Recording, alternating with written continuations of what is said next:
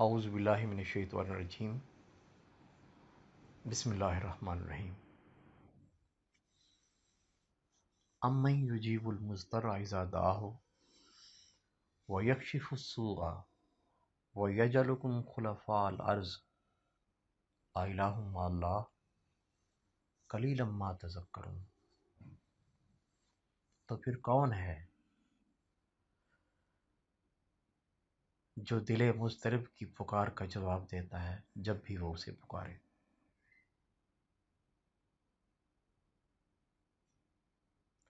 نہ صرف جواب دیتا ہے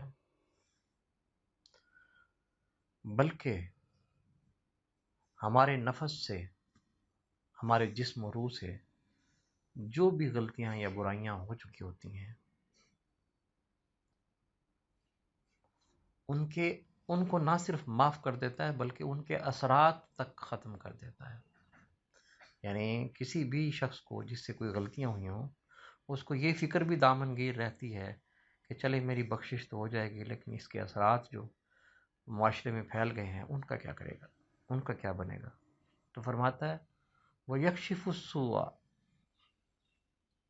یعنی یعنی برائی، یعنی غلطی کے اثرات کو بھی کشف کر دیتے ہیں، دھو دیتے ہیں۔ اور صرف یہی نہیں، ابھی تو آگے اگلا انعام سنیں، وَيَجْعَلُكُمْ خُلَفَاءَ الْأَرْضِ، تمہیں زمین میں اقتدار اور قوت بھی عطا کر دیتے ہیں، خلافت بھی عطا کر دیتے ہیں۔ تو پھر اب بتاؤ، الہ مع اللہ، کیا اللہ کے ساتھ کوئی الہ ہو سکتا ہے؟ تو بہت کم غور و فکر کرتے ہو، بہت کم نصیحت حاصل کرتے ہو۔ انتہائی قابل احترام پروفیسر ڈاکٹر نوید اقبال گوندل صاحب اور ان کے معزز رفقا اور طلباء و طالبات، اللہ تعالیٰ آپ لوگوں کو ہمیشہ سلامت رکھے۔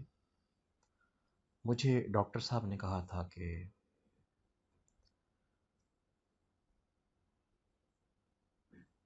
یہ میرے لیے بڑے اعزاز کی بات ہے کہ انہوں نے مجھے یہ کہا تھا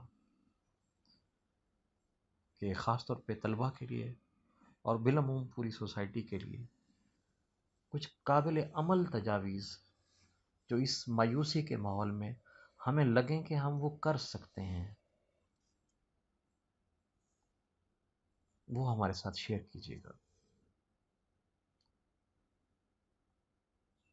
چنانچہ میں جتنا مجھ سے ہو سکا، جو میرا اپنی زندگی کا عملی تجربہ ہے، یا جو میں نے اسٹڈی کیا ہے، یا جو میں آپ جیسے بہت اچھے لوگوں سے ملا ہوں، تو اس کی کچھ تھیوری، کچھ پریکٹیکل، کچھ وہ جس پہ میں نے بھی عمل کیا، میں وہ شیئر کرنے کی کوشش کرتا ہوں۔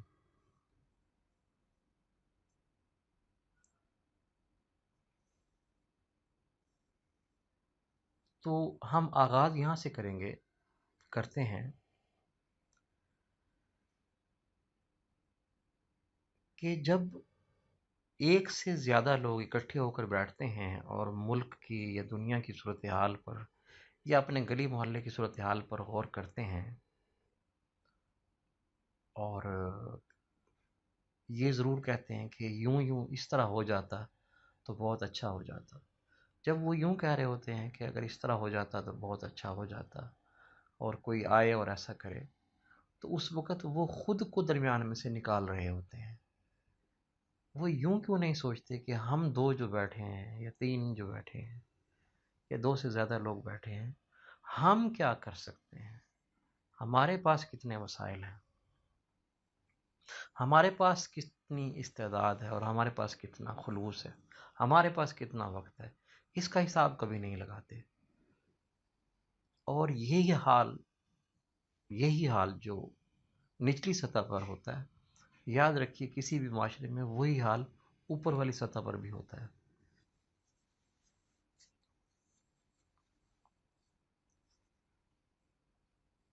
جس معاشرے میں لوگ ذمہ داری قبول نہیں کرتے، وہاں اداروں کا بھی یہی حال ہوتا ہے، وہاں کی عدالتیں بھی یہی کہتی ہوئی لگتی ہیں کہ کہتی ہوئی نظر آتی ہیں کہ ہم کیا کریں فلاں چیز ہمارے دائرہ اختیار سے باہر ہے. اسٹیبلشمنٹ، ہم کیا کریں فلاں بات ہمارے دائرہ اختیار سے باہر ہے. بیوروکریسی، ہم کیا کریں ہمارے دائرہ اختیار سے باہر ہے، مجبور ہیں، سیاستدان ہمیں چلنے نہیں دیتے. سیاستدان، ہم کیا کریں بیوروکریسی ہمیں چلنے نہیں دیتی. یہ جب ہم نے کچھ نہیں کرنا ہوتا پھر ہم اس طرح کی باتیں کرتے ہیں. میں اکیلا کیا کر سکتا ہوں، سب سے اہم سوال یہ ہے. اور میرے لیے بڑی ہی خوشی کا پیغام یہ ہے کہ مجھ سے نتیجے کا سوال نہیں ہوگا بلکہ مجھ سے کوشش کا سوال ہوگا. مجھ سے نتیجے کا سوال نہیں ہوگا بلکہ مجھ سے کوشش کا سوال ہوگا. قرآن کی ایک آیت آپ کے روبرو پڑھی گئی، اور اب ایک حدیث نبوی صلی اللہ علیہ وآلہ وسلم. حدیث کی بہتر جانچ پڑتال جو ہے وہ ماہرین فانی کر سکتے ہیں. ہم تک یہ اس طرح پہنچی ہے، اس کا مفہوم بیان کیے دیتے ہیں. رسالت مآب صلی اللہ علیہ وآلہ وسلم نے فرمایا، اگر تم دیکھو کہ قیامت کی گھڑی قائم ہو گئی ہے، یعنی قیامت کی گھڑی قائم ہو گئی ہے کا مطلب یہ ہے کہ اب کسی عمل کے کرنے کا کوئی فائدہ نہیں، توبہ کا دروازہ بھی بند ہے، اور ویسے بھی اب یہ جو ہم اچھا عمل کریں گے وہ شمار بھی نہیں ہوگا. تب بھی اگر تمہارے ہاتھ میں درخت کی ایک سبز شاخ ہو، یا بعض روایت میں ہے کہ ایک بیج ہو، تو جاتے جاتے وہ زمین میں، وہ شاخ یا بیج زمین میں گاڑتے جانا. دس از دا ہائٹ آف آپٹیمزم.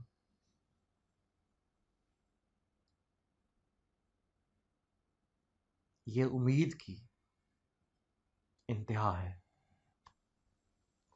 اس کا فلسفہ بھی یہی ہے کہ ہم سے نتیجے کا سوال نہیں ہوگا، ہم سے کوشش کا سوال ہوگا.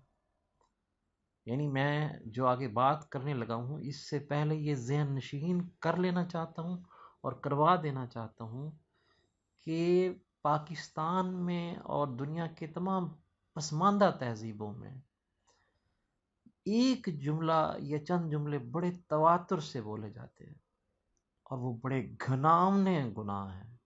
کیا میں اکیلا کیا کر لوں گا، ہم تھوڑے سے لوگ کیا کر لیں گے، جب پوری سوسائٹی کولیپس ہونا چاہتی ہے ہم کیا کر لیں گے. بھائی یہ آپ کا ٹھیکہ نہیں ہے. آپ دعا کریں، اللہ نہ کرے، اللہ نہ کرے کہ پوری سوسائٹی کولیپس ہو. وضو کرتے وقت، پاؤں دھوتے وقت کون سی دعا مانگتے ہیں؟ اللہم ثبت قدمی علی الصراط یوم تزل الاقدام. اے اللہ میرے قدم کو سیدھے راستے پر اس وقت بھی ثابت رکھنا جس وقت دوسرے قدم ڈگمگا رہے ہوں گے. آل دیٹ وی وانٹ، ہم یہ چاہتے ہیں حشر کا میدان ہو، کل مخلوقات جمع ہو، اللہ ہماری طرف ہمارا نام لے کے اشارہ کرے.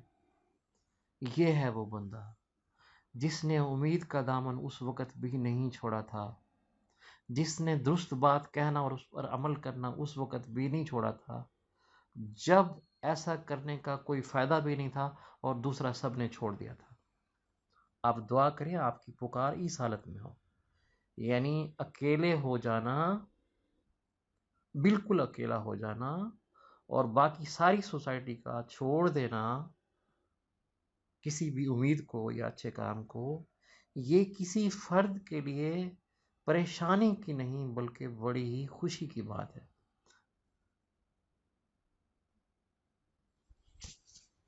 قرآن پاک میں ہے نا، قرآن کریم میں ہے نا کہ جب وہ کثرت کو دیکھتے ہیں کفار کی، جو مومنین ہیں سچے مومن، تو ان کا ایمان اور بڑھ جاتا ہے. لوگ انہیں ڈراتے ہیں کہ لوگوں کی کثرت سے ڈرو، لیکن ان کا ایمان اور بڑھ جاتا ہے. وہ کہتے ہیں یہی تو ہے جس کا وعدہ آپ سے ہمارے اللہ اور ہمارے رسول نے کیا تھا. تو اب آتے ہیں ہم ان حکمت عملی ان اسٹریٹجیز کی طرف جو ہم ان حالات میں انجام دے سکتے ہیں. ایک بہترین منشور وہ نہیں ہوتا جس میں بہت اچھی اچھی باتیں کر کے کہا جائے کہ کوئی آئے اور ایسا کرے، حکومت چاہے تو ایسا کر سکتی ہے، سوسائٹی آئے تو ایسا، سوسائٹی ہمارے ساتھ ہو تو ہم یہ کر سکتے ہیں. نہیں بھائی نہیں. بہترین منشور وہ ہوتا ہے جس کے اینڈ میں یہ کہیں کہ کوئی بھی میرے ساتھ نہ آئے، میں یہ اکیلا اتنا کر سکتا ہوں. اب ہم اگلی بات کریں گے. یہ تمہید بہت ضروری تھی.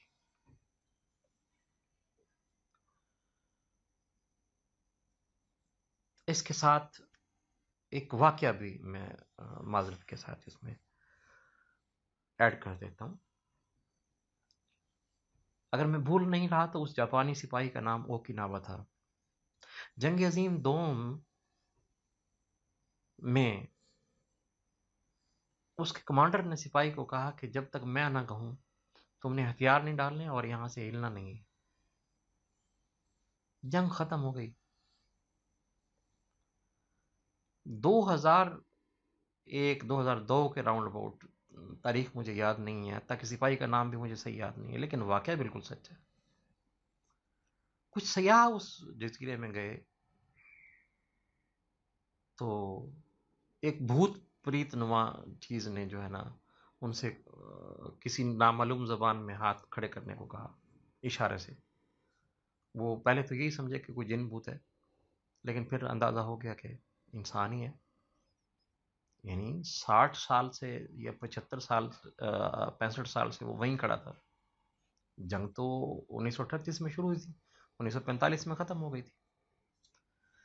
مختصر یہ کہ پتہ چلا کہ یہ ڈیوٹی پر ہے، اس کے خیال میں جنگ ابھی جاری ہے، یا جنگ جاری بھی نہ بھی ہو تو اس نے یہیں کھڑے رہنا، یہیں مر جانا. اس نے شرط رکھی کہ میں تب یقین کروں گا اور ہتھیار تب ڈالوں گا جب میرا وہی کمانڈر مجھے کہے گا کہ ہتھیار ڈالو. لکیلی وہ کمانڈر زندہ تھا، ایک سکول میں پڑھاتا تھا. ریٹائرمنٹ کے بعد وہ آیا، اس نے اسے کہا کہ بھائی جنگ ختم ہو گئی ہے، جاپان اب ترقی کی بڑی منازل پر ہے، اونچی منازل پر ہے، تو یہ تم ہتھیار رکھ دو. تب جا کے اس نے ہتھیار رکھے. تو اس طرح کر کے ہم نے رہنا ہے. اللہ نہ کرے، اللہ نہ کرے پاکستان ہے نہیں ہے، ہماری اسلامی تہذیب تو ہے نا. دین ریاست کا محتاج نہیں ہے، حتیٰ کہ اچھے کام ریاست کے محتاج نہیں ہے. پہلی بات تو یہ ہے کہ ہماری جان، ہمارا سب کچھ اپنی ریاست کے لیے حاضر ہے. لیکن آپ نے جب کچھ کرنا ہے تو اس کے لیے در و دیوار اور باؤنڈریز کی ضرورت نہیں ہے. اور جو کام آپ کے ذمہ لگ گیا ہے یا آپ نے ذمہ لگا لیا آپ نے، پھر پلٹ کر یہ نہیں دیکھنا، غور کریں میں کچھ کہہ رہا ہوں، پھر پلٹ کر یہ نہیں دیکھنا کہ اگر آپ محکمہ زراعت میں کام کر رہے ہیں تو آپ نے میڈیکل کے شعبے کو پلٹ کے نہیں دیکھنا کہ وہ شعبہ خراب ہو گیا ہے، آرمی میں یہ ہو گیا ہے، بیوروکریسی میں یہ ہو گیا ہے، تعلیمی اداروں کا نہیں نہیں نہیں نہیں. آپ زراعت کے شعبے میں جو کام کر رہے تھے کرتے جائیں. یوں سمجھیں کہ آپ کے چاروں طرف قیامت ہے اور آپ نے اکیلے نے کام کرنا ہے تو بس کرنا ہے. اگر یہ بات آپ کو سمجھ آ گئی ہے تو اب ہم آگے بڑھتے ہیں.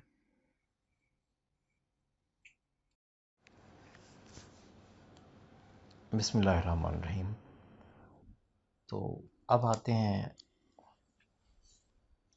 اس کے انتہائی آسان اور عملی پہلو کی طرف آتے ہیں جو تمہید ہم نے باندھی ہے. اس کی بنیاد 3 چیزیں ہوں گی: تربیت، رابطہ. اس کو اتنا لائٹ نہ لیں، جب یہ ایلیبوریٹ ہوگا پھر آپ دیکھیے گا. تربیت، رابطہ اور ریفرنس شیئر کرنا. ریفرنس شیئر کرنا سے ابتدا کر لیتے ہیں. آپ لوگ یہاں سامنے بیٹھے ہیں، سماعت فرما رہے ہیں، دیکھ رہے ہیں. آپ لوگ 1000 ہیں، 500 ہیں، 2000 ہیں، جتنے بھی ہیں.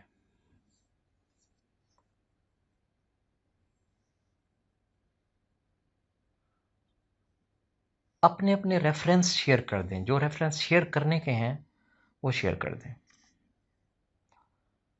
فلاں علاقے میں، فلاں شہر میں، فلاں ملک میں میرے والد صاحب، میری والدہ، میرے بھائی، میرے کزن، میرا دوست فلاں عہدے پر ہے.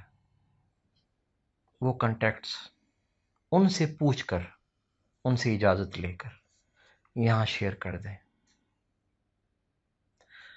اس کا نتیجہ یہ ہوگا کہ مثال کے طور پہ یہاں سے ایک بندہ کراچی گیا، وہ کسی دفتر میں گیا، حیدرآباد گیا، کوئٹہ گیا، زبان کی، نامانوس زبان کی وجہ سے یا کسی وجہ سے، تعصب کی وجہ سے اس کا کام نہیں ہو رہا. وہ ٹھوکریں کھا کھا کے آ گئے ہیں، ٹائم ضائع کر کے آ گئے ہیں، اور یہاں آ کے پتہ چلا کہ میرا فلانا اسٹوڈنٹ یا میرا فلاں کولیگ یا میرا فلاں سینئر، اس کا تو وہاں پہ اتنا تعلق تھا، اسی دفتر میں وہ فلاں آدمی جس نے میرا کام نہیں کیا، وہ تو اس کا بہت ہی اچھا دوست ہے، یہ رشتہ دار ہے بلکہ. تو ہمیں ریفرنسز شیئر کرنے چاہیے. یہ وہ بات ہے نہ جس کی میں نہ کوئی خطرہ ہے، نہ آپ کی توانائی لگی اور نہ ہی آپ کا زیادہ وقت لگا. ایک تو یہ کر دیں. رابطے کی ڈیفینیشن یہ ہے کہ آج آپ ٹھان لیں. آج سے مراد یہ نہیں کہ آج ہی، یعنی سوچ لیں اور ٹھان لیں کہ میں نے کیا بننا ہے. پاکستان کے 144 اضلاع ہیں، آپ ایک 140 فرض کر لیں ان کو. آپ پاکستان میں ہر ضلع میں 3 بڑے افسر ہوتے ہیں، ڈی پی او، ڈی سی او یعنی ڈی سی، ڈپٹی کمشنر، اور ڈسٹرکٹ اینڈ سیشن جج. یہ 3 بڑے افسر ہوتے ہیں. اس کا مطلب ہے ہمیں 450 450 لوگ چاہیے. تو بیوروکریسی تقریباً زیادہ تر ہماری ہوگی، آپ کی ہوگی. پھر اگر آپ نے اس ملک کو جو بنانا ہے آپ آرام سے بنا سکتے ہیں، کیونکہ ایک ضلع میں موجود 6 یا 8 ایم پی ایم این اے اگر کچھ کرنا چاہیں اور یہ 2-3 افسر نہ کرنا چاہیں، وہ نہیں ہوتا. اور اگر وہ کچھ نہ کرنا چاہیں سیاستدان اور یہ کرنا چاہیں، وہ ہو جاتا ہے.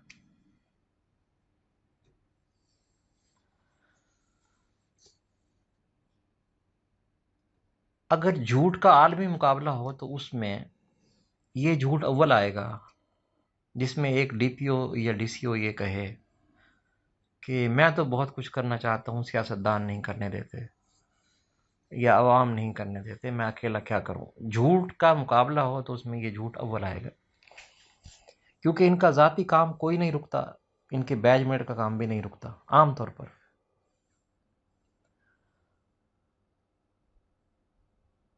کرنا یہ ہے کہ اگر آپ ایک افسر بن جاتے ہیں تو دوسرے افسروں سے رابطے میں رہیں. تربیت آپ کی ہو چکی ہے. تربیت سے ہماری مراد یہ تھی کہ جب آپ سول سروسز اکیڈمی جائیں گے یا نیشنل پولیس اکیڈمی جائیں گے یا جوڈیشل اکیڈمی جائیں گے، وہاں پہ آپ کو ایتھیسٹ بنانے کی کوشش بھی کی جاتی ہے، تکبر سکھانے کی کوشش بھی کی جاتی ہے، عوام سے فاصلہ رکھنے کی تربیت بھی دی جاتی ہے، نہ کرنا بھی سکھایا جاتا ہے کہ آپ لاکھوں لوگوں کی توقعات پہ برا نہیں اتر سکتے، نہ کرنا سیکھیں. آپ کو اسلام سے یا پاکستان کے نظریے سے مثلا یوں کہہ کر دور کرنے کی کوشش کی جاتی ہے. برٹرینڈ رسل پڑھایا جاتا ہے اور کہا جاتا ہے میں کسی نظریے کی خاطر جان نہیں دے سکتا، ہو سکتا ہے وہ نظریہ غلط ہو. چنانچہ ایک سول بیوروکریٹ خاص طور پر وہ کسی بھی نظریے سے بہت زیادہ مخلص نہیں ہو سکتا، کیونکہ یہ اس کے رگ و پے میں ہے. ٹھیک ہو گیا. ایکسیپشن ہمیشہ ہوتا ہے، ایکسیپشن از نیور اے لا. مسعود کھدر پوش بھی ایک سول بیوروکریٹ تھا، ایس پی عمر ورک بھی ایک سول بیوروکریٹ تھا، ہے. نسیم صادق بھی ایک بیوروکریٹ ہے، لیکن یہ ایکسیپشن ہے، ایکسیپشنز ہیں. تو ایک تو یہ باتوں کا جب آپ کو پہلے سے پتا ہوگا یہ جو ہم نے بتائی ہیں. اچھا ایک اور بات مثال کے طور پہ، if you enjoy waste this is no waste. اگر آپ ضائع کرنے کو انجوائے کرتے ہیں تو یہ ضائع ہی نہیں ہے. اسی بنیاد پر بیوروکریٹ ہمیشہ لیٹ آئے گا، آتے ہی میٹنگ میں مصروف ہو جائے گا، لک بزی ڈو نتھنگ، اور کچھ بھی نہیں کرے گا، کیونکہ وہ اس کو انجوائے کرتا ہے، لہٰذا یہ ویسٹ ہی نہیں ہے۔ لیکن وہاں پہ بہت اچھی چیزیں بھی سکھائی جاتی ہیں، everything good under the sun, وہ بھی وہاں سکھایا جاتا ہے۔ لیکن یہ 3-4 چیزیں ملائیت کی، مذہبی شدت پسندی کی ضد میں آ کر یہ چیزیں وہاں پہ سکھائی جاتی ہیں، یہ چیزیں بھی وہاں پہ سکھائی جاتی ہیں۔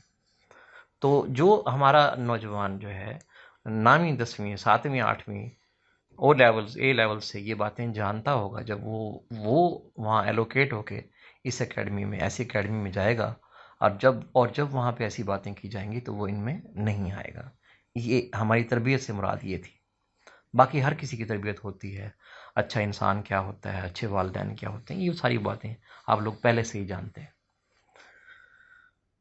تو ایک تو یہ تربیت والی بات ہو گئی، ریفرنس شیئر کرنے والی بات ہو گئی، اور افسروں کے آپس میں رابطے والی بات ہوگی۔ اور ایک چوتھی بات بھی ہے، وہ بھی کافی اہم ہے، وہ یہ ہے کہ جس بھی سسٹم میں آئیں بڑی تعداد میں آئیں، تھوڑی تعداد میں نہ آئیں۔ جس بھی سسٹم میں آئیں بڑی تعداد میں آئیں، تھوڑی تعداد میں نہ آئیں۔ اگر سیکنڈ لیفٹیننٹ آئیں آرمی میں تو کم از کم 150 اکٹھے آئیں کہ کل کو انہوں نے جرنیل بننا ہے، انہوں نے کور کمانڈر بننا ہے، سسٹم میں کچھ چینج لا سکیں اگر چینج کی ضرورت ہے تو۔ اسسٹنٹ کمشنر کی کھیپ پورے 15 20 25 30 50 آئیں، تاکہ اگر ان کا سیاستدان، بڑے سیاستدان ان کو کرپشن پہ مجبور کریں، ان کے بار بار تبادلے کریں، تو کر لو، کہاں کہاں تبادلہ کرنا ہے، 50 تو ہم ہیں ڈپٹی کمشنر، کہاں کہاں تبادلہ کرو گے ہمارا؟ تو اور وہ رابطے میں بھی رہیں، ایک دوسرے کو وہ بھی اپنے ریفرنس بھی شیئر کریں، اور اگر کوئی مسئلے کا حل ایک ڈی سی صاحب کو سمجھ نہیں آ رہا تو دوسرا ڈی سی صاحب اس کو بتائیں، اور یہ لوگ سال میں 6 مہینے میں ایک بار اکٹھے بھی ہوں۔ ایک اور بات اہم، زندگی کی دوڑ میں فرض کریں کہ کوئی بالکل ہی فقیر ہی ہو گیا، بالکل ہی رہ گیا، بالکل ہی مزدور ہی ہو گیا، یہ جو لوگ بیٹھے ہیں ان میں سے کوئی، اللہ نہ کرے، اور ایک بندہ پرائم منسٹر بن گیا، ٹھیک ہے، یا انٹرنیشنل بیوروکریسی میں چلا گیا، انٹرنیشنل بیوروکریسی پہ بھی بات کریں گے ہم، تو وہ جو انٹرنیشنل بیوروکریٹ ہے، یہ جو پرائم منسٹر ہے یا جو آئی جی صاحب ہے، وہ اس مزدور کی بات اتنی ہی غور سے سنے گا، بلکہ اتنی ذمہ داری کے ساتھ سنے گا جیسے کسی سینئر کے سامنے، اور سینئر بھی وہ جو آپ پہ اتھارٹی رکھتا ہو، اس کے سامنے ایک جونیئر جو ہے ماتحت جو ہے ایکسپلین کرتا ہے اور اس کا کام کرتا ہے، یعنی اس طرح کا رابطہ، اس طرح کی تربیت۔ اچھا، یہاں پہ بیٹھے کچھ لوگ یہ ڈیسائیڈ کر لیتے ہیں کہ نہیں، نہ ہی مجھ سے سی ایس ایس ہوتا ہے، نہ ہی مجھ سے زرعی سائنسدان بننا جاتا ہے، نہ ہی مجھ سے ٹیکنالوجی والا میرا مائنڈ ہی نہیں ہے۔ اوکے، 5%، 10%، 2%، 1% لوگ بیرون ملک چلے جاؤ۔ گجرانوالے کا ہی ہمارا ہے، وہ جو اسکاٹ لینڈ کا وزیر اعظم ہے اس وقت، اور وہ بھی دوسرا بھی گجرانوالے کا ہی ہے، اگرچہ وہ ہندو ہے، وہ یو کے کا پرائم منسٹر ہے۔ انٹرنیشنل بیوروکریسی کی طرف بھی آتے ہیں، اس کی اہمیت یہ ہے کہ البرادی جو ہے وہ کیمیاوی ہتھیاروں کا ایک ماہر، اس کی ایک رپورٹ پر عراق پر حملہ ہو گیا۔ یہاں پہ آپ بیوروکریٹ ہیں یا عام آدمی ہیں تو افسر آپ کی بات نہیں سنتے، سیاستدان آپ کی بات نہیں سنتے، لیکن اگر آپ انٹرنیشنل بیوروکریسی سے آ رہے ہیں تو جرنیل، سیاستدان آپ کا انتظار کرتے ہیں، ٹھیک ہے۔ بائی دا وے، اقوام متحدہ کا جو یو این او کا، یونائٹڈ نیشنز کا جو ہوتا ہے، صدر ہوتا ہے، سربراہ ہوتا ہے،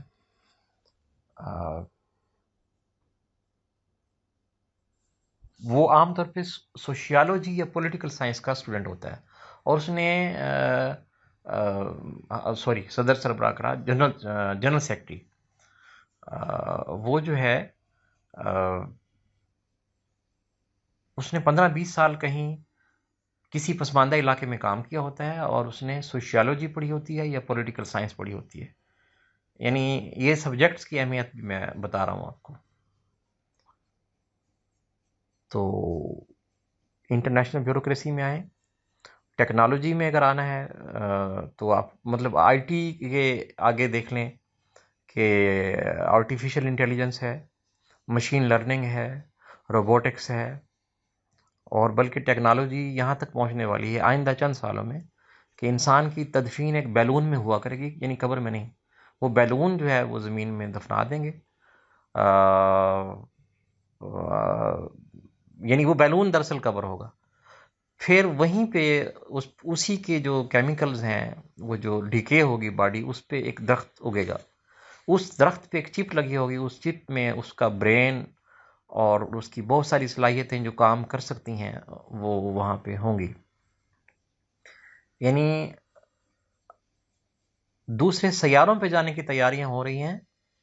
تو اگر کچھ لوگ یہ سمجھتے ہیں کہ ان سے کوئی اور کام نہیں ہوتا، وہ تو بہت بڑا بزنس کریں گے اور وہ بھی بیرون ملک جا کے کریں گے، تو وہ ایسا کر لیں. لیکن وہ پیچھے جو بزنس مین ہے وہ یہاں پہ ہمارے سائنٹسٹ کو سپورٹ کرے گا کہ اس کے پاس فنڈ نہیں ہے. جو ہمارا بیوروکریٹ ہے وہ ہمارے پولیٹیشین کو سپورٹ کرے گا کیونکہ اس کے پاس طاقت نہیں ہے، وہ کچھ کرنا چاہتا ہے اگر تو. ٹھیک ہے. اور بیوروکریسی سیاست میں تبدیلی کیسے لا سکتی ہے، میں اس کی 2 مثالیں دوں گا. اگر ڈی پی او کہہ دے تمام ایس ایچ اوز کو کہ اگر آپ کے پاس 2 لوگ کام کے لیے آئیں، ایک گڈ مین اور ایک بیڈ مین، خاص طور پہ ناظم، chairman, M P M N A, تو جو موجودہ M P M N A ہے اور ہے بھی حکومتی پارٹی کا، آپ اس کا کام کر دیں چاہے ناجائز کیوں نہیں ہے، اللہ نہ کرے، یعنی ہونا تو نہیں چاہیے ایسے. یہ آخری بری بات کر رہا ہوں کہ اس کا کام کر دیں، لیکن اسے پروٹوکول بالکل نہ دیں، چائے پیش نہ کریں، بہانے بہانے سے کھڑا رکھیں، کرسی نہیں ہے سوری وغیرہ وغیرہ. اس کے جو گماشتے یا چمچے ہیں وہ دیکھ لیں گے کہ اس کی تھانے میں کوئی عزت نہیں ہے. جبکہ دوسرا جو نسبتاً بہتر آدمی ہے اس کا کام بے شک نہ کریں، کوشش تو کریں اس کا کام کریں، لیکن فرض کریں اس کا کام نہیں کر سکتے، نہیں کیا، لیکن اسے کرسی پیش کریں، اسے چائے پیش کریں، اسے کھانا پیش کریں، اسے مشروب پیش کریں، اسے اس کی گاڑی تک، اس کی سائیکل تک، اس کی ریڑھی تک چھوڑ کر آئیں. اگلی مرتبہ جب الیکشن ہوگا تو پورے عوام کو پتہ ہوگا ووٹ کس کو دینے ہیں، جس کی تھانے میں عزت ہے، جس کی کچہری میں عزت ہے، جسے ڈی سی اٹھ کر ملتا ہے، جس کی ڈی پی او بات سنتا ہے. ٹھیک ہو گیا.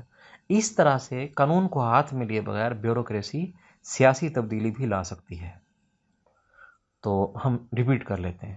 ایک تو بہت سارے افسر لانے ہیں، یعنی تھوڑے افسر لائیں گے تو تنگ ہو جائیں گے.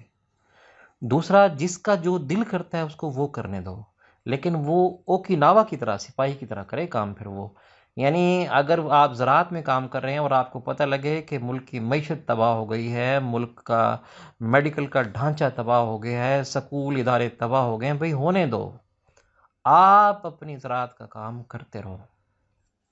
اور پورے ملک میں ایک ماہر زراعت بچ گیا ہے، وہ کام کر رہا ہے، تو ہمارا جو بیرون ملک بلینئر بندہ ہے، ٹریلینئر ہے یا ملینئر ہے، وہ اس کو اسی طرح فنڈ کرتا رہے گا.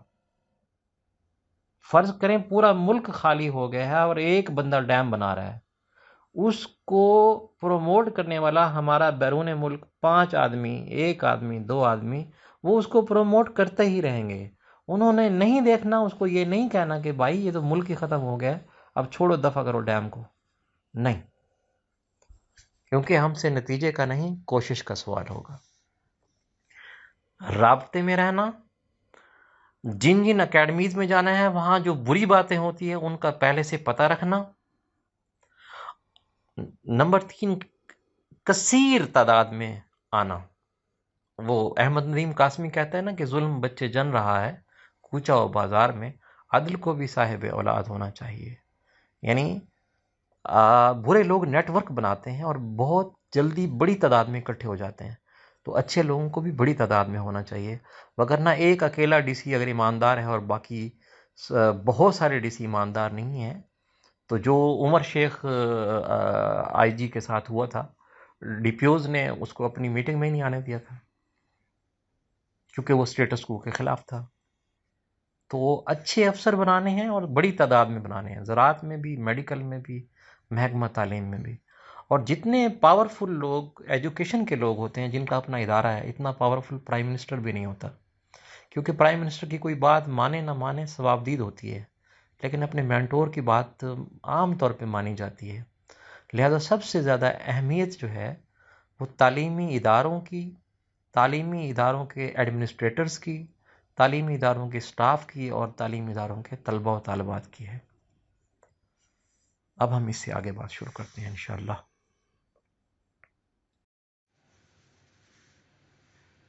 ہماری گفتگو کا تیسرا حصہ، اس میں ہم سنگل مثالیں پیش کریں گے کہ ان کے ساتھ کوئی نہیں تھا اور انہوں نے کر دکھایا۔ آپ کے سامنے عبدالستار ایدھی، پورا محکمہ صحت، بڑے بڑے ویژنری ڈاکٹر، بڑے بڑے قابل پروفیسر،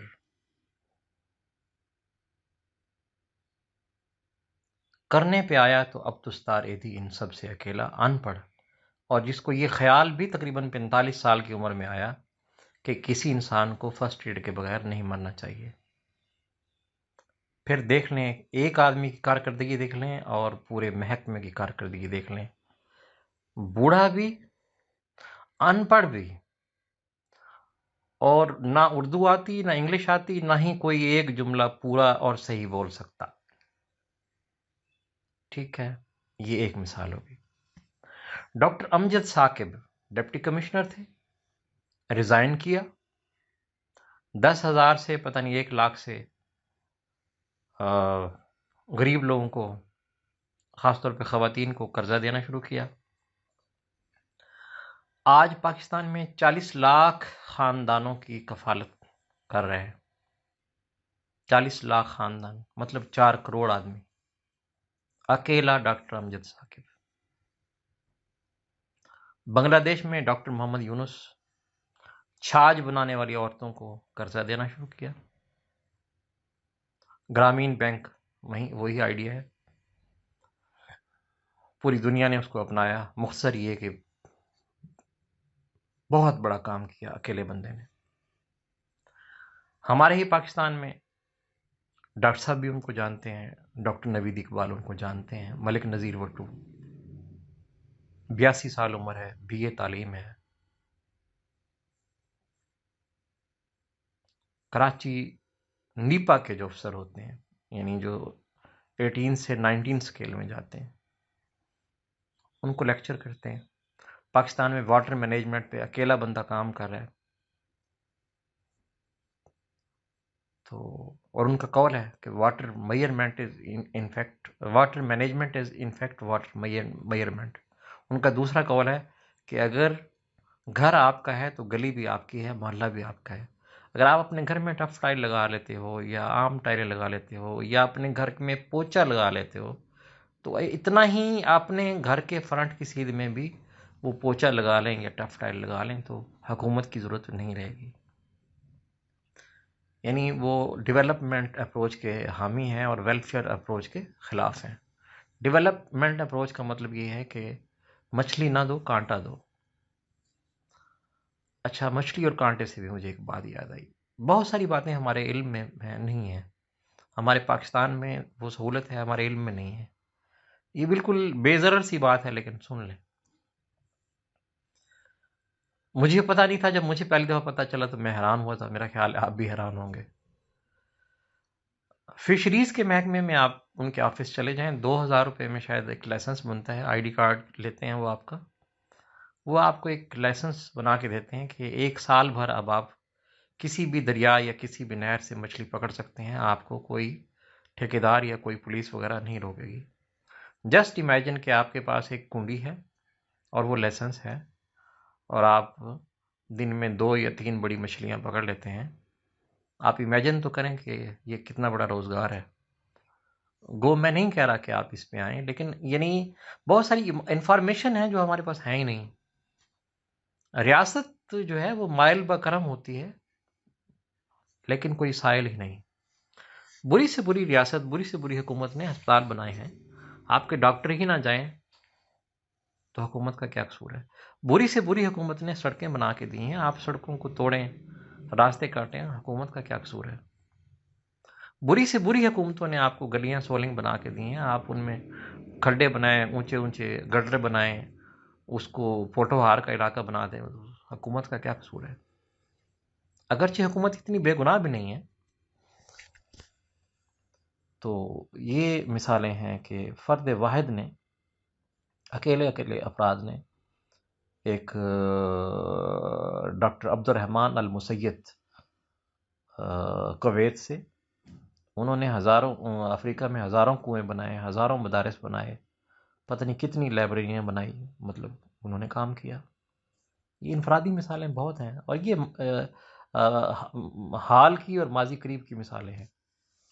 تو اکیلا اکیلا آدمی بھی کچھ کرنے پہ آ جائے تو بہت کچھ کر سکتا ہے۔ رابطے میں رہنا ہے،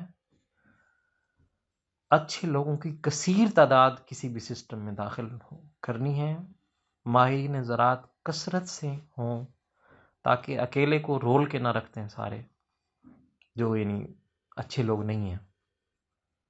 ایجوکیشن میں یہ نہ ہو کہ ایک بندہ کہے کہ میں پورے سسٹم میں اکیلا ہوں، سارے کے سارے دل میں مجھ سے بغض رکھتے ہیں۔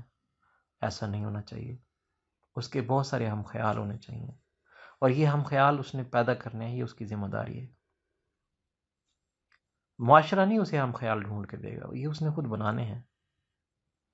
اگر کوئی بھی اچھا انسان جو بہت ورک کرتا ہے، اس کا جو پھیلاؤ ہے وہ کافی زیادہ ہے، اس اچھے انسان کو مرنے سے پہلے ایٹ لیسٹ اپنے جیسا ایک انسان تیار کر کے مرنا چاہیے۔ یورپ میں ایک ایکسپیریمنٹ کیا ایک سائنسدان نے، اسے کسی تانا دیا، اس نے وہ فصلوں کا ایسے معائنہ کرنے گیا ہوا تھا، تو ایک اجڑ سے کسان نے تانا دیا کہ تم لوگوں سے ہوتا ہوا تھا کچھ نہیں ہے، ایسے ہی ہمارا ٹائم ضائع کرتے ہو، یہ جڑی بوٹیاں ہی دنیا سے ختم کر کے دکھا دو، فلانی فلانی، اس نے کچھ نام لیے۔ وہ سائنسدان جب وہاں سے واپس گیا تو اس نے پتہ نہیں 50 بوٹلز، پتہ نہیں کتنی بوٹلز میں، ہر بوٹل میں علیحدہ علیحدہ جڑی بوٹی کے ختم کرنے کا طریقہ کار یا کیمیکل رکھا، اور کہا کہ ہر بوتل 28 سال بعد کھلے گی، اور بقول اس کے کہ جب آخری بوتل کھل چکی ہوگی تو دنیا سے نقصان دہ جڑی بوٹیوں کا خاتمہ ہو چکا ہوگا۔ اس سائنسدان کو 200-250 سال ہو گئے ہیں، دنیا میں نہیں ہے، لیکن وہ بوتلیں کھل رہی ہیں، ان پہ تجربہ ہو رہا ہے۔ یعنی اس کا مطلب ہے ہر سائنسدان مرنے سے پہلے ایسا ڈیڈیکیٹڈ سائنسدان بنا کے مرتا ہے جو اس تجربے کو جاری رکھے، یعنی ایک 250-300 سالہ تجربہ جاری ہے۔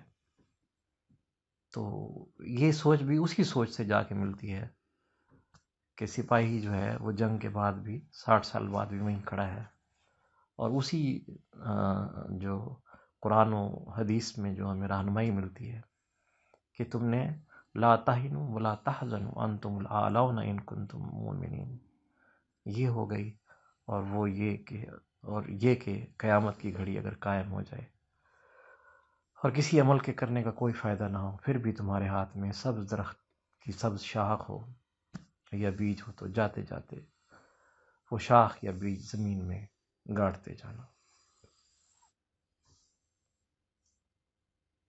امید ہے میں اپنا نقطہ نظر آپ تک پہنچانے میں تھوڑا بہت کامیاب رہا ہوں گا۔